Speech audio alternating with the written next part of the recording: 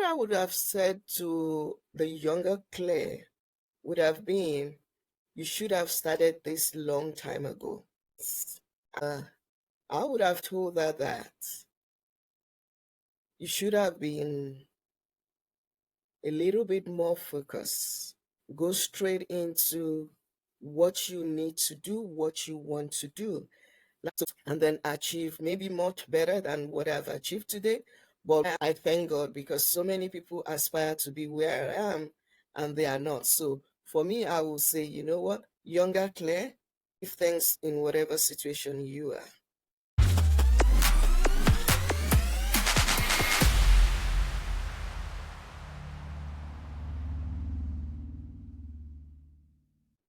Hey there, folks. Welcome back. This is David from the Coachful Coaching Leadership Podcast. Today, I'm here with Clare Jagunna. Clare, good morning.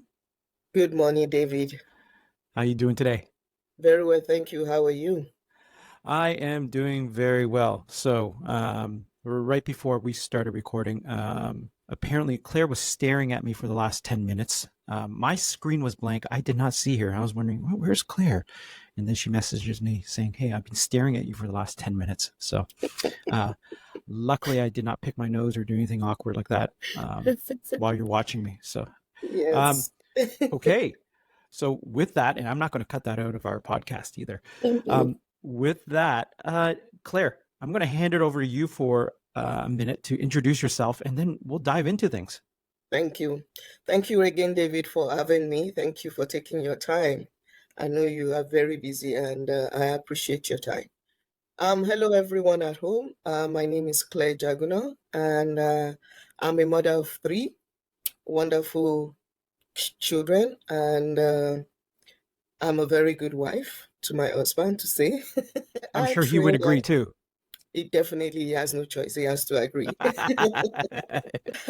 So I'm actually a trained lawyer, but I don't work as a lawyer in Canada. And I have a degree in law and a degree in business administration and human resource management. Also, I do have a diploma in childcare management. You know, when you're in the country, you try your hands in so many things until you get comfortable. So right now, I work with Trans Mountain Pipeline as a governance records analyst and also the founder of Ants Lifting Arts, an initiative that works with immigrants, pregnant immigrants, since 2016, but we got registered 2021. Moving like that. Okay, I'll try not to Looks like shake. we're experiencing turbulence. Are you on an airplane? Your private jet right now? Hey, is this okay It's now? okay. Yeah, much better, much better. Okay. So for the folks who are just listening, you don't need to worry about this, but I think Clare was experiencing turbulence on the private jet. So I know exactly that problem, Clare, on the private jet. Okay. I think we got connected through a mutual friend, Charles Odame, who was on this Yes. podcast. Yeah, who was on Yes. this podcast a few weeks earlier. And what's interesting about what you do, so you have a day job, but I'm really curious about is what you do with Hands Lifting Hearts Initiative. And, this is, and I'm looking at the website, like powering the Black immigrants, and you really help folks, especially from Africa who are pregnant, Yes. navigate Yes. the healthcare system. And Yes. I'd love to talk more about that. But before we get started into what that is, actually, let's start talking about what that is. But I am very curious what's driven you to do that. Oh, okay. So let me answer the first question, or rather the second question. What actually drove me to start this organization is because I've worked in those shoes before. I was pregnant a while ago, and I realized that I was lucky because I've been in Canada, I think about 10 years before I got pregnant. But despite that fact that I've been here, there was some information that I wasn't privy to because I'm new in pregnancy. And I realized that despite my being able to speak good English, Queen's English, because Nigeria we speak Queen's English, I had this language barrier thing when I speak to, to the medical practitioners. They're like, Mhm. oh, can you speak English? We don't understand what you're saying. And I was Huh. like, I've been here over 10 years. I speak English from my home country.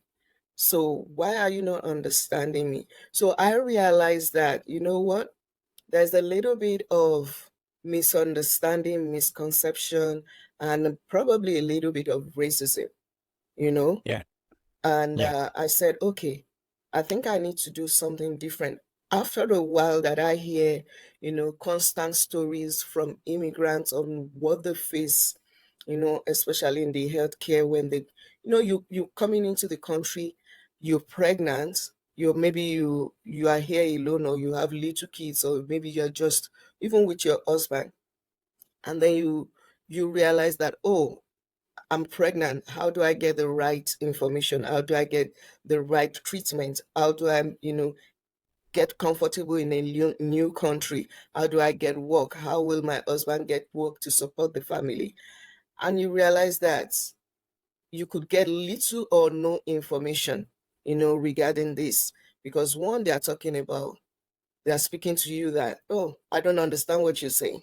When you're trying to speak to somebody and they tell you, I don't understand what you're saying, and you believe you are speaking the same language, it actually affects you, affects Yeah. everything concerning you. So, and then I saw that, well, for me, I need to step into those gaps and close the gaps up and say, you know what, I need to support my people. Hmm. Yeah. Hey, now, how So long ago that's was what that? prompted me. Pardon? Yeah, like how long ago was that? Like when you started, like when you were pregnant and you had to navigate this 2016. is 20. Oh, it's not Yes. even that long ago. Yeah. Huh. Okay. 2016.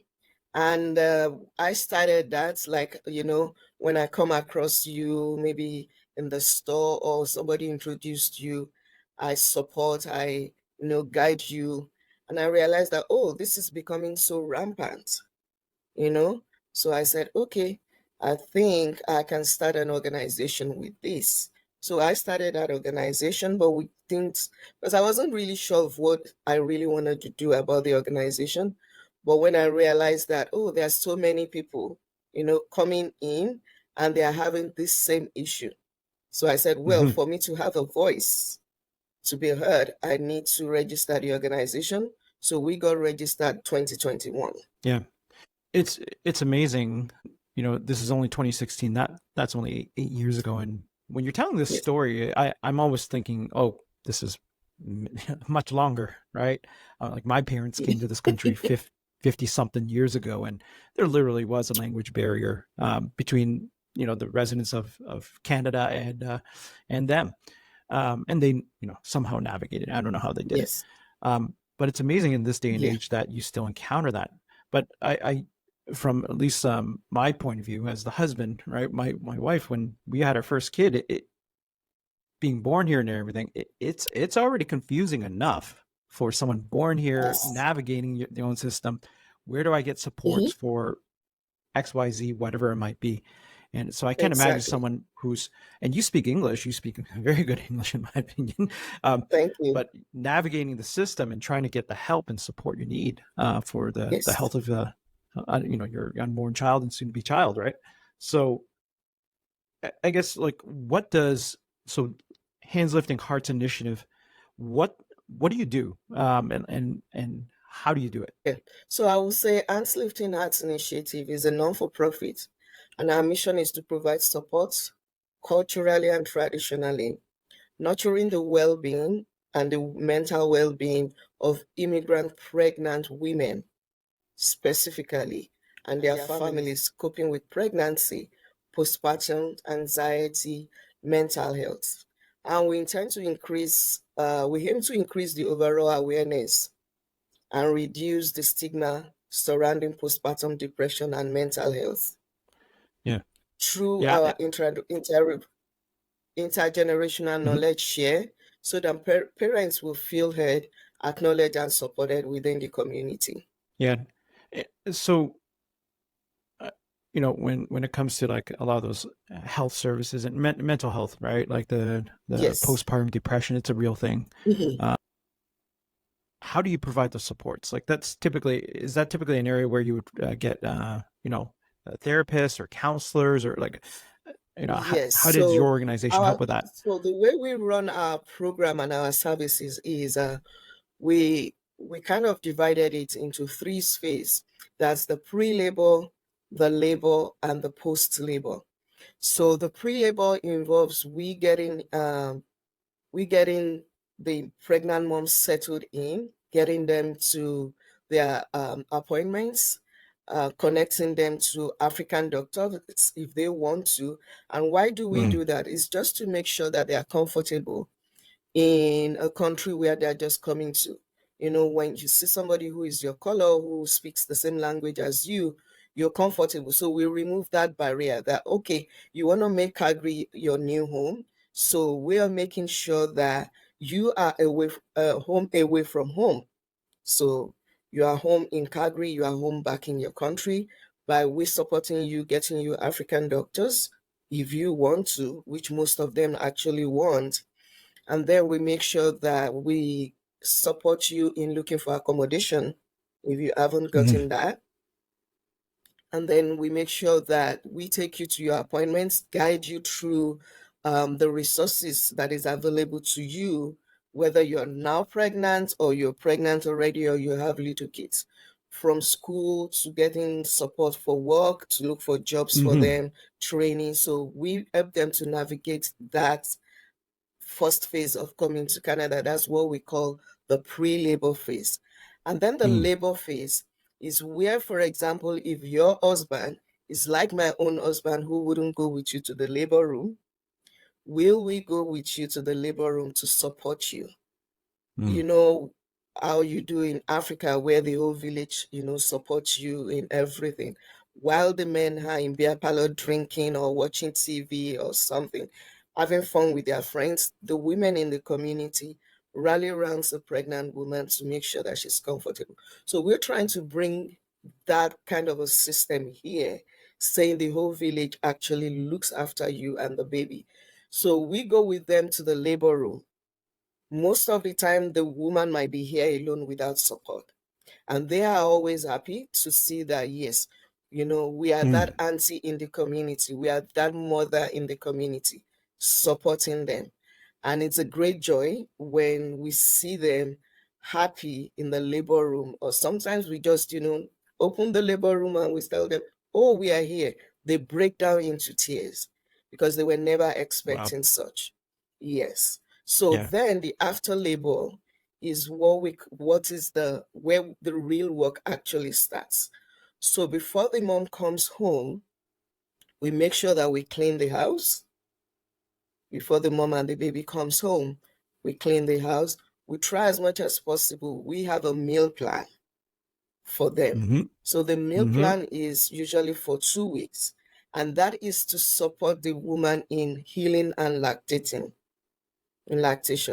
So, depending on the country you're coming from, we try as much as possible to get the food that is being prepared for a new mom from your home country.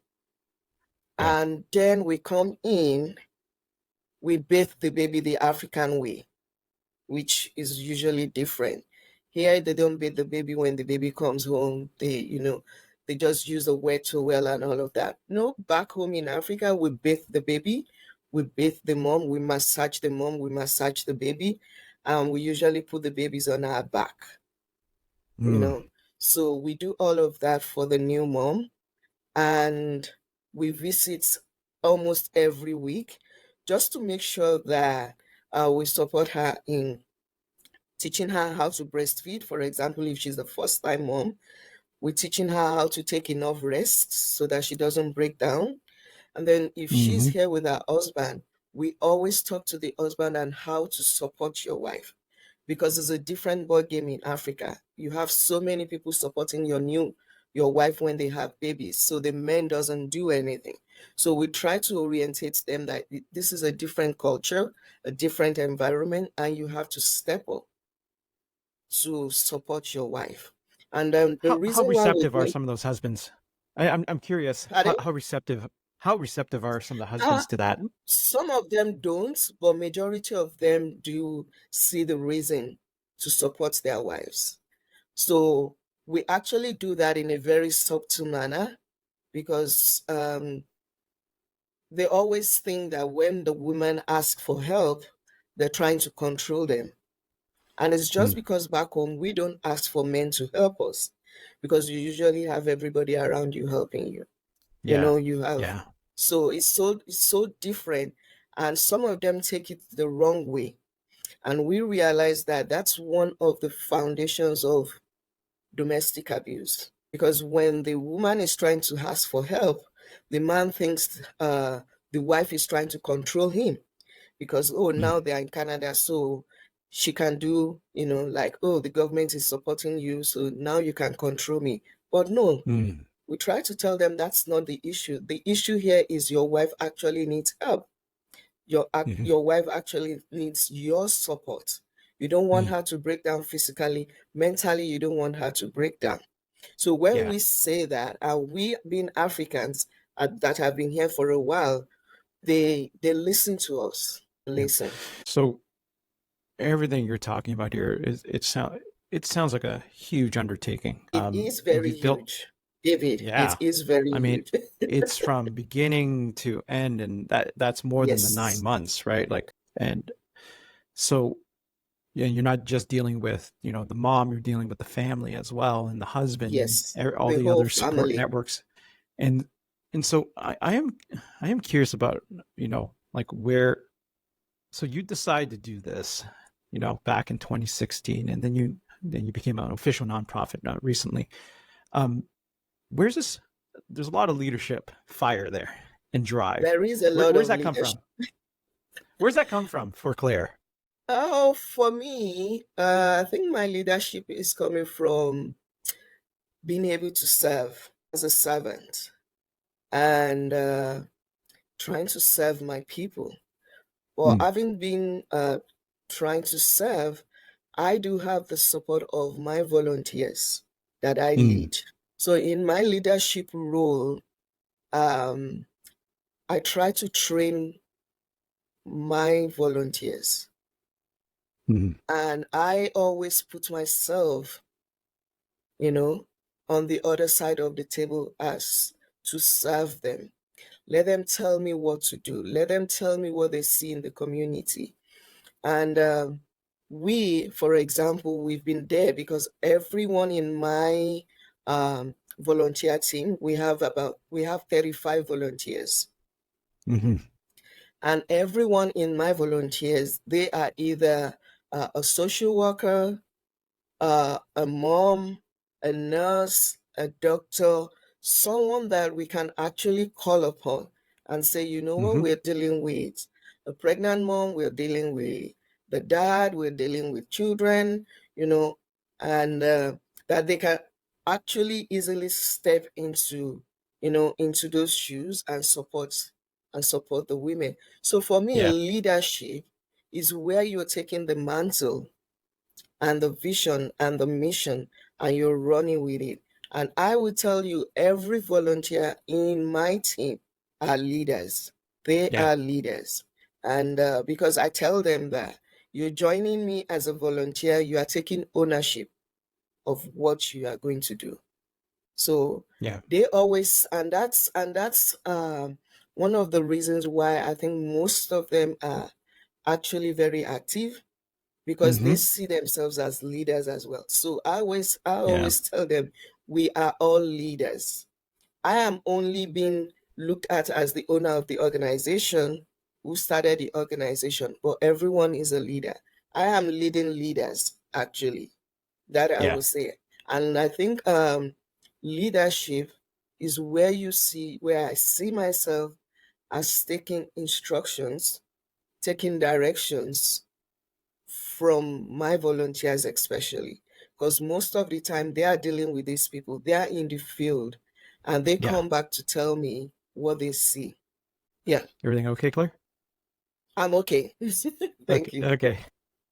Yeah. I and we talk a lot on this podcast about servant leadership, and I think you illustrate it very very well there, where Thank you. you empower.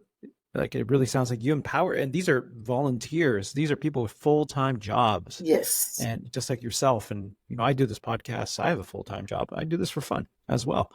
But you're rallying people around an ultimate vision that you're trying to achieve, and Yes. everyone, they believe in it. Yes. And what I love about what you say there is that you listen to these people who are in the field, right? You listen to Yeah. them, you go with them, but there's no way you can Yes. be in. There's 35 people. Let's just Mhm. say 35 places at once, right? There's no way you can be in 35 places at once. So you got to listen to those people Yes. out in the field and what they're saying, and you Exactly. synthesize that information. Yeah, and that's how you improve things too. You Sometimes we got you could got to have listen. three women who are actually in labor. I won't be able to support three women at the same time. You can't. And David, let me tell you something that is funny. Let me tell you something that is funny. I am supporting pregnant women, and part of it is to support them in the labor room. Can you believe that I don't have that strength to see a woman in labor? Mm, I can't.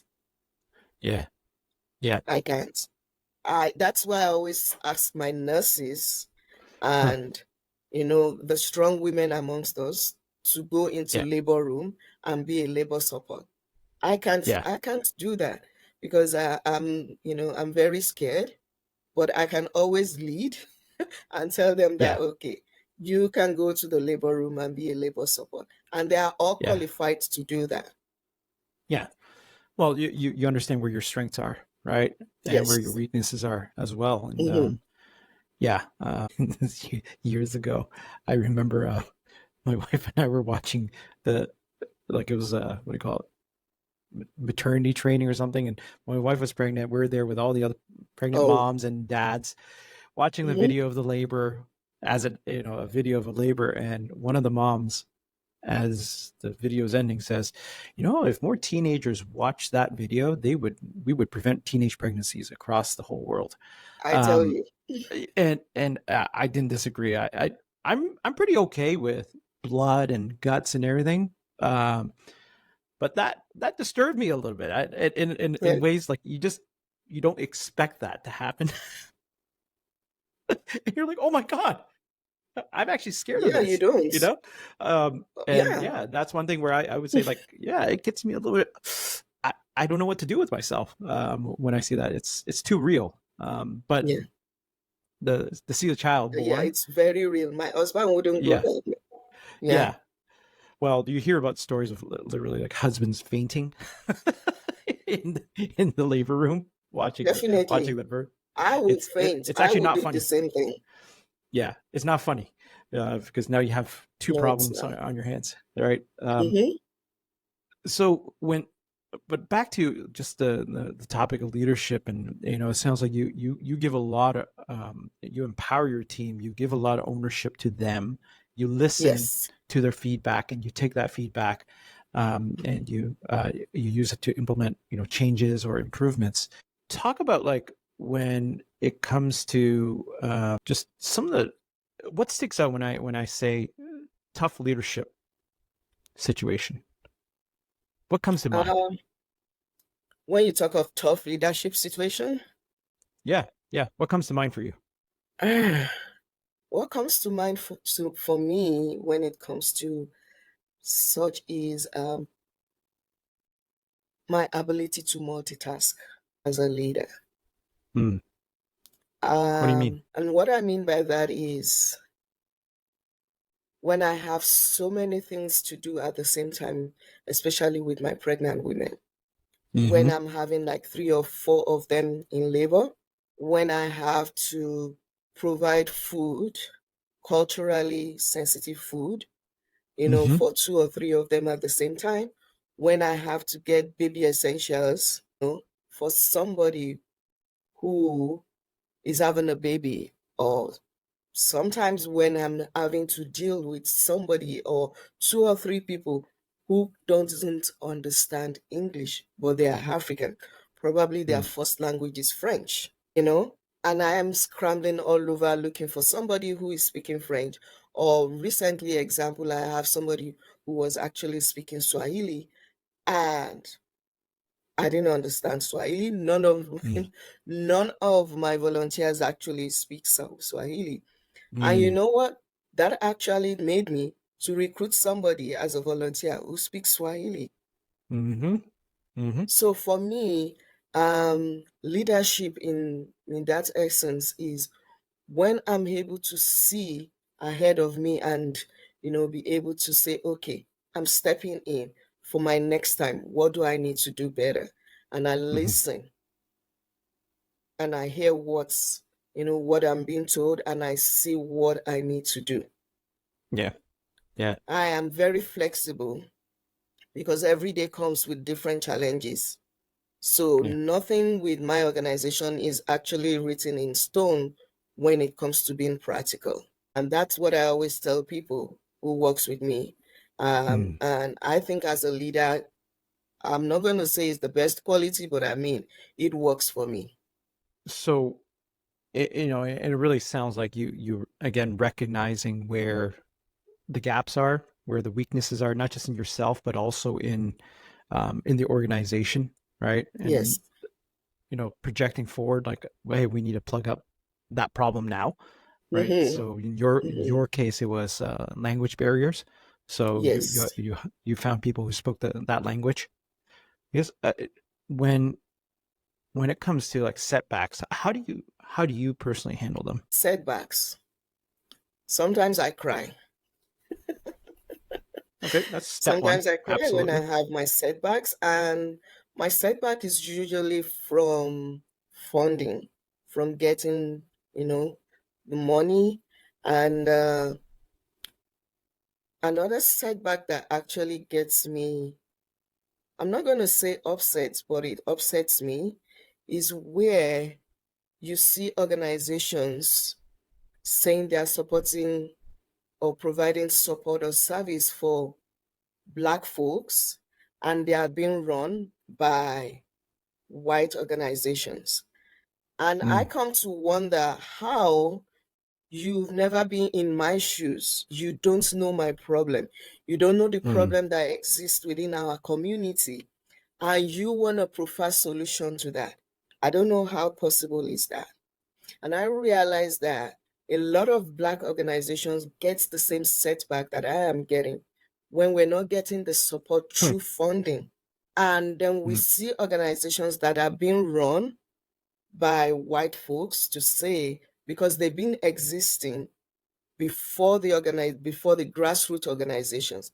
And why were they existing before the grassroots organization?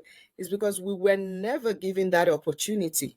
It is only recently that Blacks organizations started to spring up to support the Black community.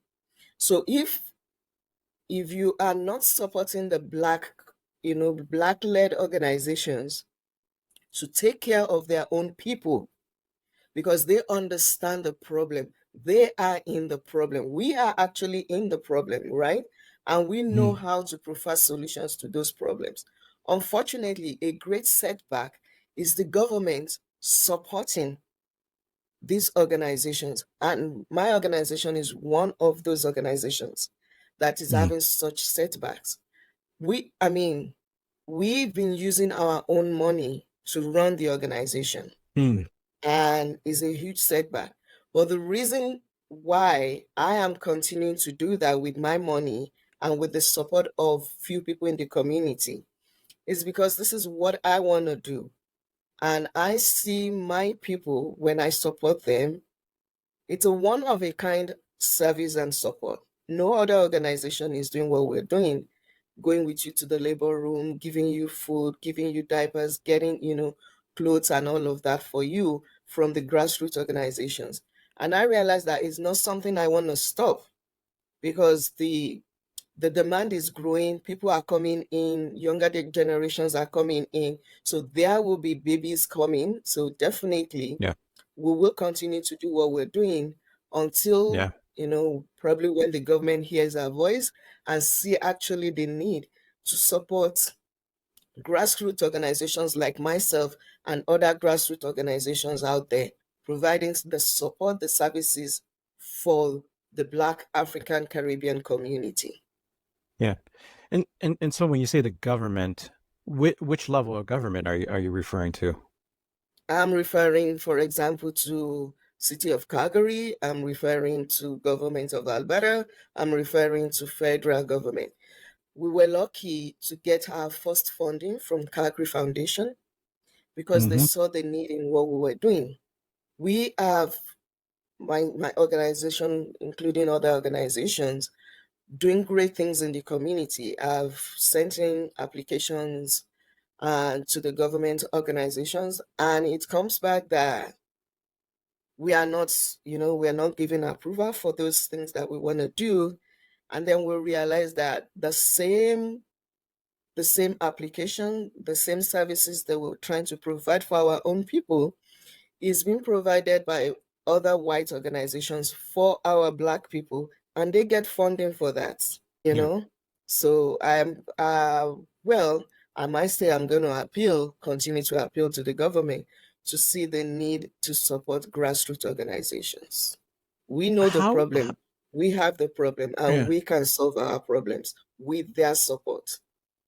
So this is something I'm always curious about in the nonprofit world, and I support a few causes every year. I ensure I donate when I get my bonus every year. Thank you. And one of the things I found, at least here in Ontario, is there's a report card.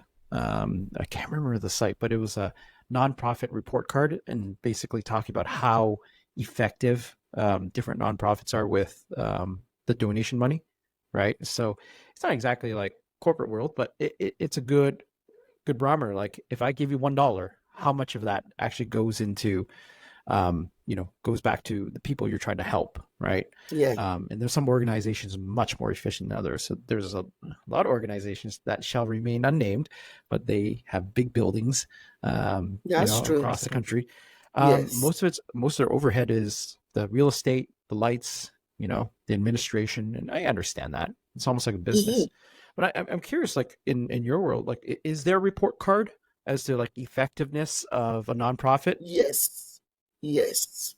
Yes, we do. We actually have impact reports. We have a report card, and we have our reports going to our funders, to let them know, oh, okay, this is how much we got, and this is how much we've spent, and this is how much we need for further, for future Mhm. service and support to the community.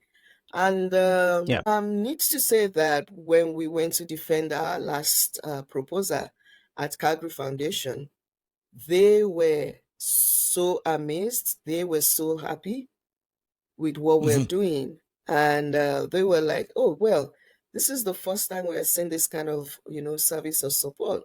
We want to know more. And we told them Mhm. everything we've been doing since 2016 to date, and even Yeah. supporting the refugees as well, pregnant refugees. Mhm. Mhm. So it's kind of, it's kind of touched them, especially the immigrants among them, and they realize that, yeah, this is a needed support. This is a great niche because everybody wants to provide a program for women, generally program for kids, program for family, but we kind of carve out our own niche to focus on pregnant families, and which Mhm. is, which is pretty much something that is new and something that, we're still exploring. Because, for example, when you talk about mental health for a Mhm. pregnant mom, it's quite different. You know, you're pregnant Yes, it is. and you're having a Yeah. mental everybody have mental health, but the level is just different. So as a pregnant mom, you have a mental health issue is huge. And you know what, Yeah. David? In Africa, we don't talk about mental health. We believe mental health does not exist due Yeah. to stigmatization. When you talk of mental health, you are actually saying the person is crazy, Yeah. Yeah. you And by know? the way, even here, like like my kids now in elementary school learn about mental health, right? Yeah. And in a non-stigmatized way. And you know, when I Exactly. was growing up, it was exactly a stigma, right? Where, oh, you have mental health issues or disorder. Issues. And as Yes. if, okay, well, you know, a paper cut is considered a disease, right? It's An not issue. normal. Yes. A broken finger is Hmm. considered an issue, right? A broken back is considered an issue, right? We look at all Yes. those as issues. We'll go to a doctor for even a hangnail. But hey, Hmm. I got something up here in my head and it's not feeling right. I know it's not feeling right. And imagine Yeah. you're being dismissed. Right now, today it's a paper cut. Tomorrow it could be a broken arm, right? Hmm. And that's an issue I do have. What not? I mean, it's better nowadays where you know, at least there's acknowledgement in even the education system that hey, it's something you got to pay attention to, right? Um, Yes.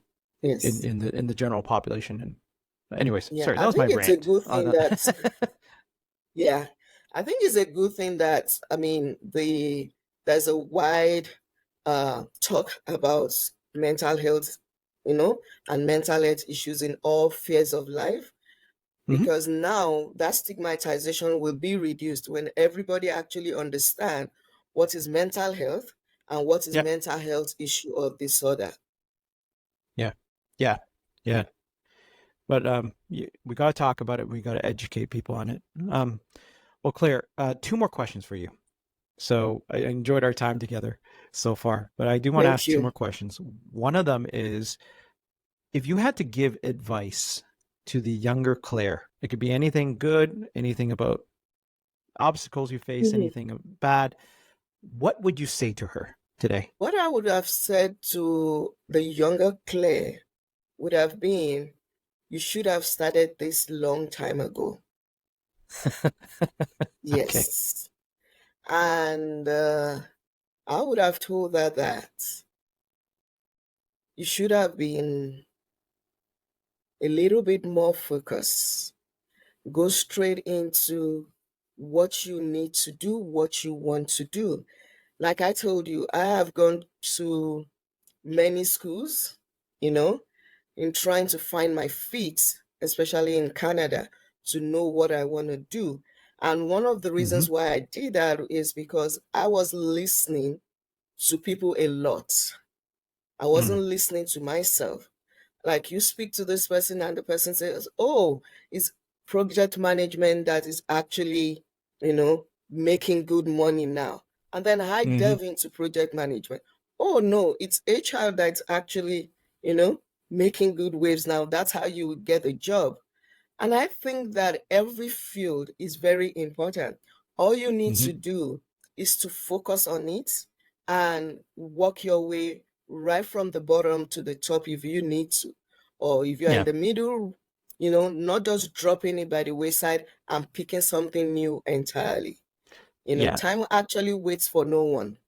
So Yeah. I think for younger Claire, I would have, you know, face it head on when I came into the country and just go right into what I want to do, focus on it, um, and then achieve maybe much better than what I've achieved today.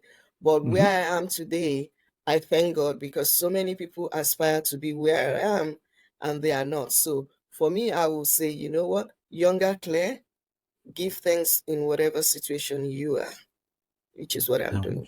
no, that's beautiful, Claire. I think Thank you. the other side to consider, though, and the only thing I would say to what you said there was that perhaps that you starting this organization later in life was the right time because you talk about the late leadership, how you are a servant, how you're able to listen. Um, you know, those skill I feel those skills improve with time. It improves Yes. with experiences as well, and so you know, and there's something to just almost like a I don't want to use fate. It sounds a little too woo woo, right? But it was the right time, you know, and Yes. I do believe like it's the right time for you to pursue To what you're study. pursuing to give back, right? Like myself, I've told folks I didn't get into true, you know, leadership, leading people until I was in my 40s. And And a lot of people, they do it in their 20s and 30s, and it wasn't the right time for me at that time. But because I did it later in my That's what I life, I believe too, started. that Yeah, everything happens, yeah, yeah, everything happens yeah, for a reason at the right time. yeah, yeah. It's there. There's this two things are coming together: your skills, your experience, and the opportunity. Right? They just clash at the right time, Yes, and I feel like when those come together and there's harmony there, you're able to give more in a shorter period of time. It's almost like it makes up for yes. that perhaps 5 to 10 years where you would be just bumping into walls, not knowing what the hell you're doing. I was Right? actually, I Yeah. was just bouncing, on the walls here and there. But I think Yep. when we now have that focus to do this, it came at the right time. Yeah. Because before Yeah. now, there is very few people coming in as immigrants. But in the past, probably let's say 5 years or more, there's so much influx of, immigrants, refugees Mm-hmm. from African countries. And I Mm-hmm. think God placed me in their path. Maybe if I started way before then, I wouldn't be relevant in their lives. Maybe I would Yeah. have changed my focus. But Maybe. right now, I think God just placed me in their paths to support them, to serve them. And I will continue to do that because you know what? That we've seen a great need for what we're doing in the community for our people. Yeah.